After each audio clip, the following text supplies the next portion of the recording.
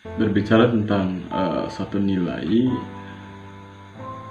banyak fenomena sekarang kita melihat bahwa orang dilarang untuk memberikan nasihat sebelum mereka menggapai pada apa yang mereka nasihati. Misalnya, orang dilarang untuk memberikan nasihat tentang kekayaan, tentang kemewahan sebelum kemudian mereka merasakan kekayaan dan kemewahan itu. Banyak orang mempersoalkan kredibilitas informasi tentang sehat daripada orang yang sakit. Banyak orang yang tidak percaya tentang kata-kata kebaikan dari seorang pecandu narkoba ataupun orang yang pernah terkena sanksi sosial dan sebagainya.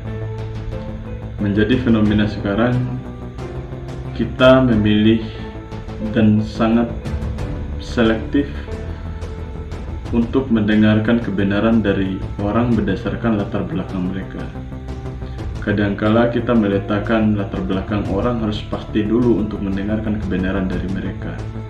Misalkan mereka harus populer, mereka harus dari kalangan yang baik-baik, mereka harus dari keturunan yang baik-baik, dan mereka dari kalangan yang pernah mencicipi apa yang mereka katakan.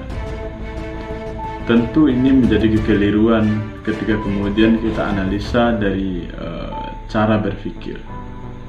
Karena persoalannya adalah orang yang miskin pun bisa kemudian memberikan nasihat tentang kekayaan, tentang kemewahan kepada siapapun. Orang yang sakit pun bisa menasihati seseorang tentang kesehatan walaupun dia belum pernah merasakan sehat.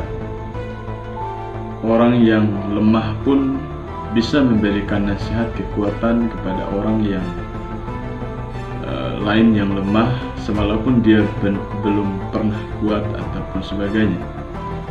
Jadi kemudian yang menjadi prinsipnya adalah selama kemudian kita menyadari nilai itu benar adanya, walaupun kita belum pernah melakukan atau menjalani atau kemudian merasakan, maka tidak apa-apa kemudian nilai itu kita pelajari, nilai itu kita dengarkan sebagai pelajaran hidup. Karena tentu kemudian dari seluruh nasihat orang itu tidak melulu benar pula, dan tidak melulu salah pula. Tetapi tugas kita adalah kemudian mempelajari daripada apa yang menjadi isi pesannya.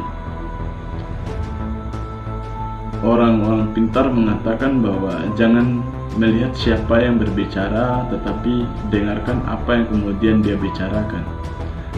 Kadangkala hal yang kemudian akan menyentuh hatimu itu tidak datang daripada orang yang kaya, tidak datang daripada presiden, tidak datang daripada orang-orang yang besar, tetapi mungkin itu datang daripada orang yang kemudian kamu rendahkan, kamu tidak ingin dengarkan kata-katanya, tetapi itulah hal yang paling menyentuh dan bisa merubah hidupmu. Begitupun persoalan tentang spiritual. Apakah kemudian kita diharuskan untuk soleh dulu untuk menasihati orang tentang dosa, tentang sebagainya yang berkaitan dengan syariat? Tentu tidak. Seorang pendengar ketika dia menyadari nilai yang kemudian diberikan oleh seseorang itu benar adanya dan menjadi nilai baik bagi dia, maka perlu kemudian dia juga untuk memahami dan mendengarkan omongan itu. Karena tugas seorang pendengar bukanlah untuk langsung menggunakan nasihat orang, tetapi mempelajari isi nasihat itu sendiri. Bahkan yang paling radikal, ketika kemudian seorang kafir memberikan nasihat keislaman kepadamu, kamu harus mendengarkan pula, karena tidak perlu kemudian dia masuk Islam untuk kamu percayai omongannya. Karena persoalannya adalah literasi tentang keislaman tidak saja dimiliki oleh orang Islam, tetapi bisa diakses di Google, bisa diakses di media-media yang kemudian ada di zaman ini.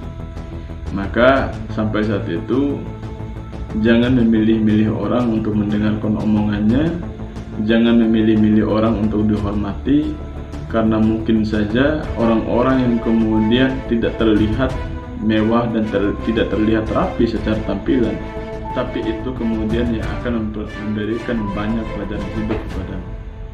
Sekian hari ini, semoga kita menjadi manusia yang harmonis.